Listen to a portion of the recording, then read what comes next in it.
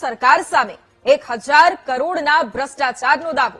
Revenue, પાણી પુરવઠા અને પોલીસમાં ભ્રષ્ટાચાર થતો હોવાનો આરોપ લગાવ્યો છે. અમદાવાદમાં શટલ રિક્ષા પરના સ્ટીકરમાં પણ પોલીસ હપ્તા લેતી હોવાનો આરોપ લગાવ્યો છે. એક સ્ટીકરના 1 મહિનાના પોલીસ 1000 લે છે તેમ જણાવ્યું. સ્ટીકર પોલીસના ભ્રષ્ટાચારનું પ્રતીક છે. સ્ટીકર લગાવેલા હોય તેને જવા દેવામાં આવે છે. જે રિક્ષા પર સ્ટીકર હોય તેને દંડ નથી કરવામાં આવતો. પોલીસ ખાતાની ખાયકીની ગૃહમંત્રીએ તપાસ કરવી જોઈએ. નાની નાની બાબતોમાં પીસી કરતા ગૃહમંત્રી જવાબ આપે. અમદાવાદમાં 3 લાખ રિક્ષા છે અને 1.50 લાખ રિક્ષા શટલમાં ચાલે છે. બીજી તરફ રિક્ષા ચાલકો પાસેથી 12,000 પણ ઉઘરાવવામાં આવે છે તેમ જણાવ્યું. શટલ રિક્ષામાં એક સ્ટીકર લગાવવામાં આવે છે આગળના ભાગમાં, અને એ જે સ્ટીકર છે એ સ્ટીકરના પોલીસના વહીવટદારો દ્વારા દર મહિને 1000 રૂપિયા અવૈધ રીતે ખંડણી સ્વરૂપે વસૂલાય છે. દર મહિને 1000 રૂપિયા એટલે વાર્ષિક એક રિક્ષાના 12,000 રૂપિયા આ સ્ટીકરમાં વસૂલાય છે. વળી આ સિસ્ટેમેટિક ભ્રષ્ટાચાર તો જુઓ, દર મહિને એનું સ્ટીકર બદલી જાય, દર મહિને સ્ટીકરની ડિઝાઇન બદલાઈ જાય. ભ્રષ્ટાચાર થતો હોય તો પોલીસ ખાતામાં ભ્રષ્ટાચાર હોય તો આની જવાબદારી જે છે એ તપાસ કરવાની માનનીય ગૃહમંત્રીશ્રીની હોય.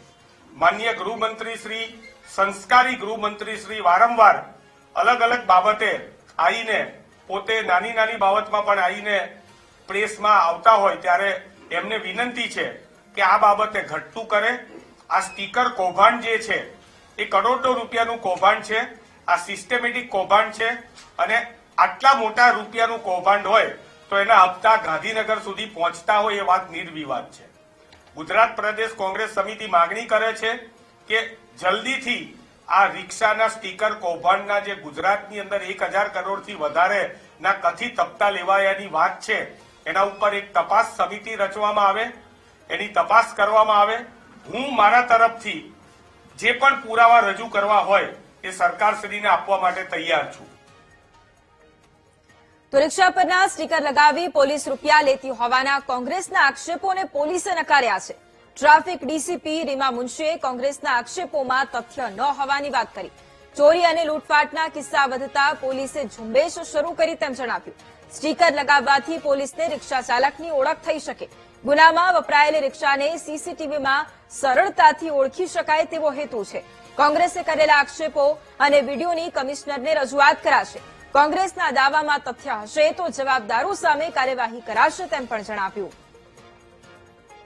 અમદાવાદ શહેરમાં થોડા સમય પહેલા એવું હતું કે જે પણ વાહન વ્યવહારના મેજર જંકશન્સ છે, જેમ કે બસ સ્ટોપ, રિક્ષા સ્ટેન્ડ અથવા તો રેલવે સ્ટેશન, એની આસપાસ લૂંટફાટના કિસ્સા વધેલા હતા.